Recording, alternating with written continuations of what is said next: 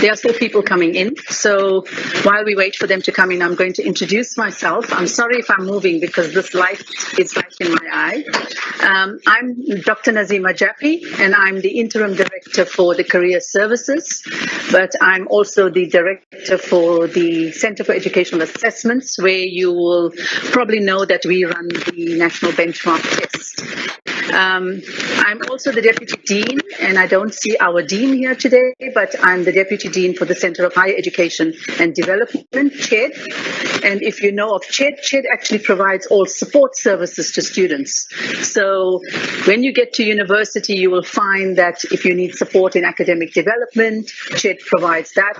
Career services, also with innovation and technology, all those areas form part of CHED. So with that, I want to say a very warm welcome and a warm and windy welcome to all of you to Cape Town. If you're not from Cape Town, all of you who are local, welcome, and to the parents especially who are here today and the learners. So welcome to all of you. My topic today is the new emerging nature of career pathways towards employability, looking at linear and multidirectional ways in terms of getting you into a career. So as I was walking, I found a lot of students going into engineering, and then they were carrying all the little goodies, and then they were going into commerce, and they were carrying all the goodies in commerce. And when I came here, I found some of them in humanities. And that is very good, because if you haven't yet made up your mind in terms of where you want to be and what you want to do, it's a good thing to check out the spectrum of things that are offered, courses that are offered, degrees that are offered to you, so that you can then make a choice at the end of the day in terms of where you want to go. Now, change has always been with us, and we know that. So what we are saying is that things are accelerating. And if you are in school, you will also hear that a lot of people tell you about how things are changing in the corporate world, in business, in NGOs, in governments, and so on. So there is a fast pace of development. And what we want to do is to make sure that when you choose a particular degree, that you will understand how you can use those degrees to verify yourself in terms of where you want to go. So there have been wide implications in terms of where graduates go and how graduates see their degree and what they use their degrees for. Now, in the past and even now, some degrees are very linear. So, for example, if you go into teaching, people say, right, I want to go into teaching, I'm going to be a teacher, and I'm going to do this for the rest of my life. So you love it, it's your passion, you go into teaching. Sometimes during the course of your so-called passionate life, you find that no, teaching is really not for me. And so you decide, now what can I do with teaching? So you decide to find ways in which you can actually take a different path, and that's what we call multidirectional. Okay, so it is what is happening in education is that there are new models of education that is trying to help students to understand that if you choose a degree and you have a certain career path in your mind, that doesn't necessarily mean you have to stay in it if you're not too happy in it. So you always have to think about, what is it that I like? What is it that I want to do? And I'm going to come to that at a later stage. It used to be that people used to map out their career paths.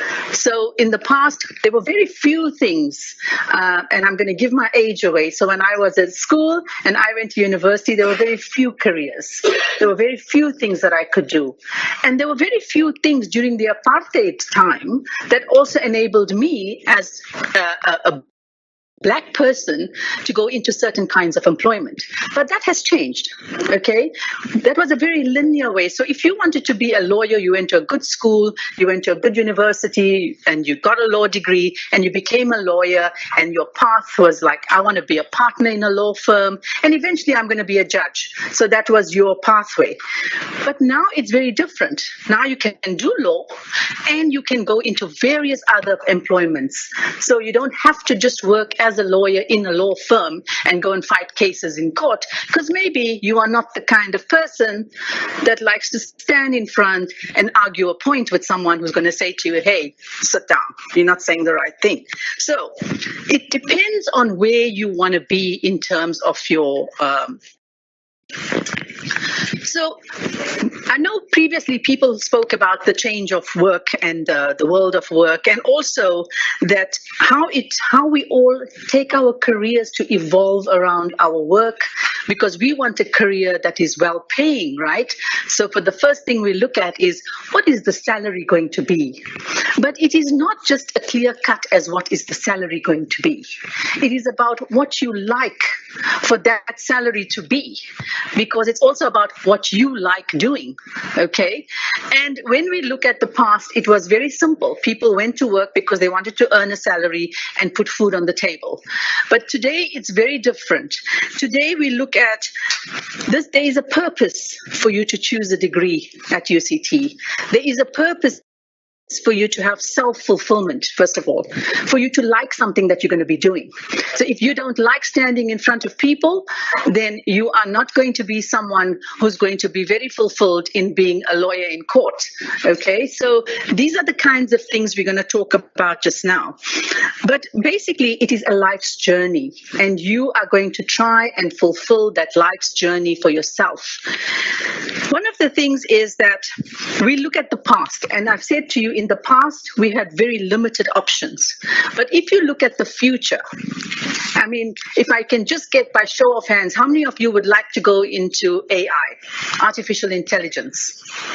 Huh? 2 people, 3, right. How many of you would like to go into medicine? 2. Commerce? How about humanities? Right, at least we've got some people who have some idea of where they want to do and where they want to go to. But, you know, at the end of the 20th century, the nature and the notions of careers has been significantly altered. So we find that with the boundaryless organizations came what is called boundaryless careers. And these appeared because companies started getting very flexible. They started getting transitional. They started working from different parts of the world. And you know what happened when COVID hit.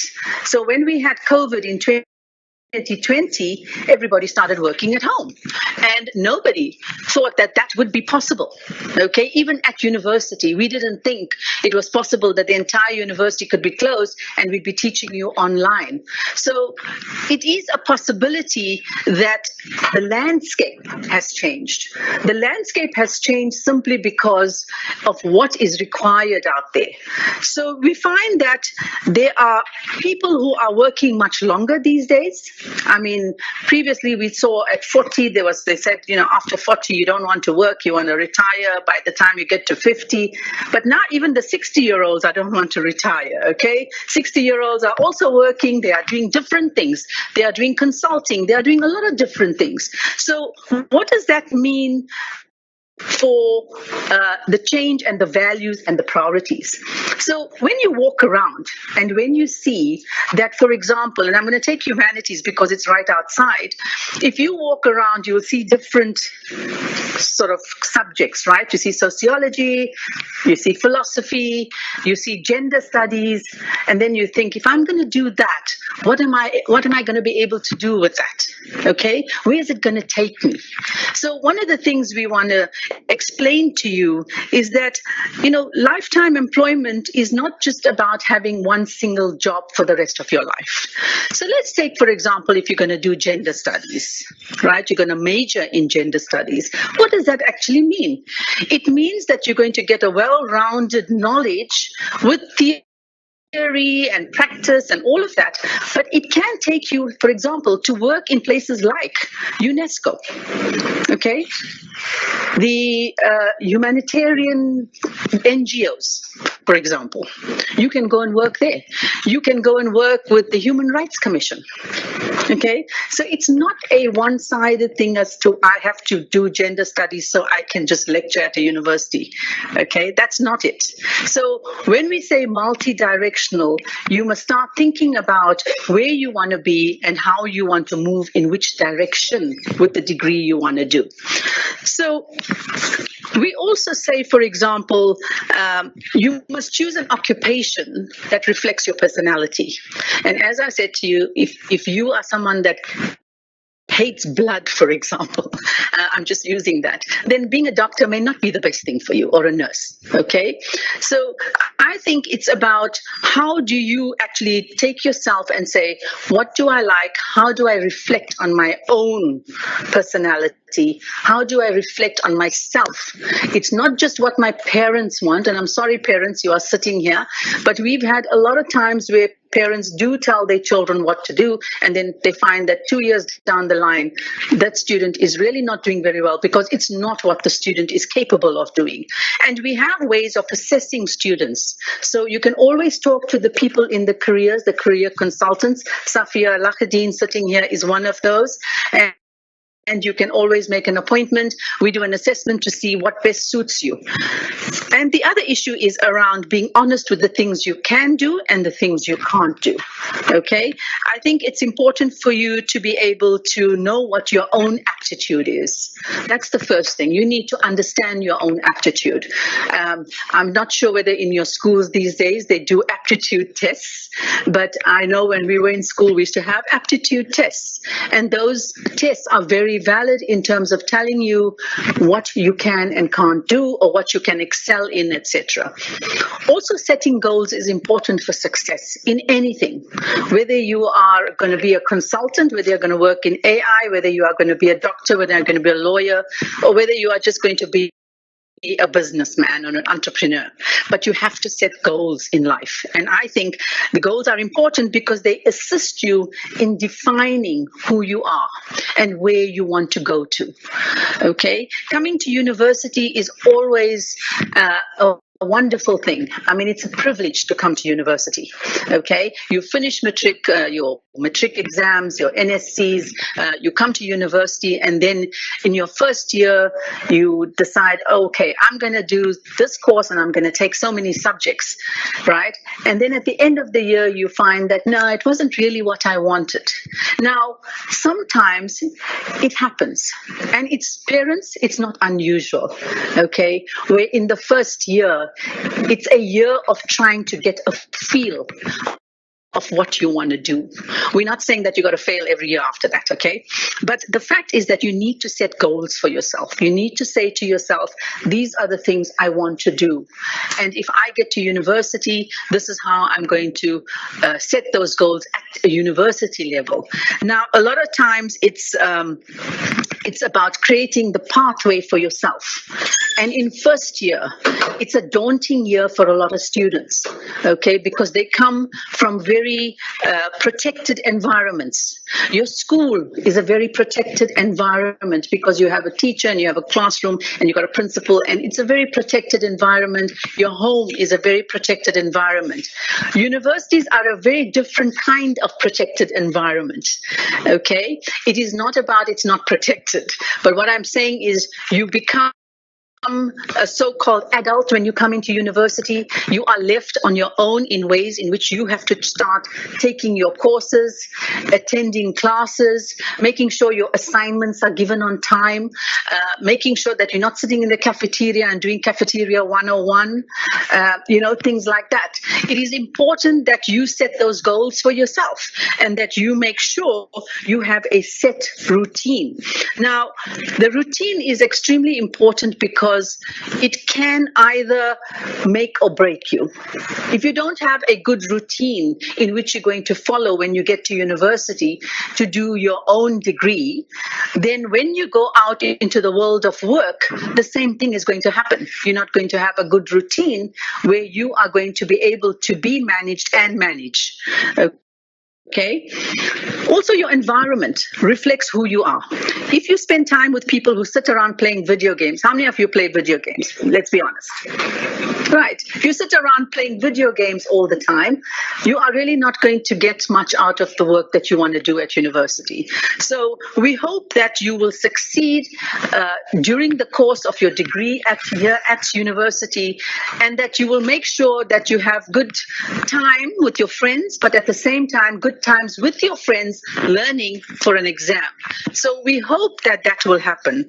You have to find someone that will inspire you, someone that can mentor you.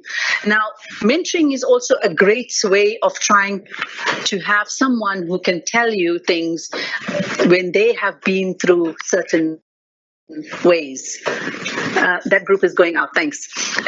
So what we do is we say, try and get a mentor, someone who knows the area you want to follow. So, for example, if you want to go into nursing, for example, you might have an aunt or an uncle or even your dad's friend or someone or your mom's friend that has been through that process, understands it, and can be a mentor to you. A mentor is someone that can explain a life trajectory in terms of that particular degree or that particular work mode, so that at least you have some idea where somebody can give you some answers to the questions you are seeking. So it's important to get mentors. Also, you must remember that you have to upskill yourself and improve yourself every time you go along. Even at university, there are ways in which you must be able to upskill yourself during that degree that you are studying for. So the degree is very much a curriculum that we have. It's a full course. You've got practicals in some cases. If you are in engineering, you have and these are some of the ways in which you can look to successful career for yourself. But let's say you're going to do engineering. Engineering is also quite it's not an easy course. I don't say any course is easy, but at the same time, there are a lot of practical work. You got to set yourself out for that. You got to make sure that you work hard and that you also act and look professional in the things that you are doing. So, for example, when you go out and do an internship in a company, you are going to be professional. You're not just going to go there and be sort of, relaxed about everything. You're going to make sure that when you do an internship, it's like being at work. Okay, so internships are just that. So when you do medicine, for example, and you go and do an internship, you are going to do the things that you have studied for. So those are the kinds of things that you need to do. Also, the career pathways to consider. Now, as I said, I saw a lot of students going into various places to look at various things. There are a lot of career pathways. So, for example, if you want to become a data scientist, for example, okay, you need to understand, what degree do I have to do? In that degree, what courses do I have to do or have to take, right? And a lot of that you will find from the careers section, the careers department. They can assist you with that. But you will also go to the faculty. Let's say it's the faculty of engineering that's going to offer a certain program that you want to do. You go there and you sit with them, and that is why we have the open day, for you to understand what is it that I have to do to follow a certain career path. And the career path may take me in various areas, okay? So if you have to do data science, or you have to do artificial intelligence or blockchain, you will realize that there may be one degree that could take you into all of those, okay? If you want to do health sciences, let's say you want to become a doctor, you will have a specialized program that you will have to follow. So you are going to be talking to the people in health sciences, but in terms of career, you may not want to practice as a doctor. You may want to do something else, right? And doctors can work in various areas. So the career consultants are able to direct you in those paths. Now, the idea is for you to start thinking about, what is it that you like? What is it that you want to do? What are the skills I have? how am I going to follow this in terms of the degree I want to do? So I think it's important that we understand these things.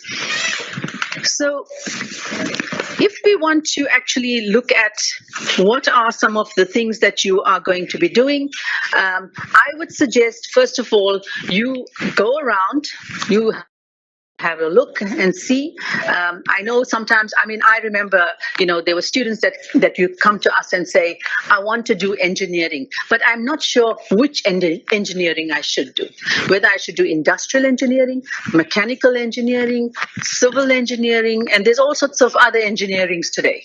So you have to decide what is that engineering degree that you want to do. Now, also, I'm going to tell you this because sometimes halfway down the line, students do change. Students want to change their course because they don't like what they're doing. And that's also possible as long as you have credits, as long as you are able to move from one into the other.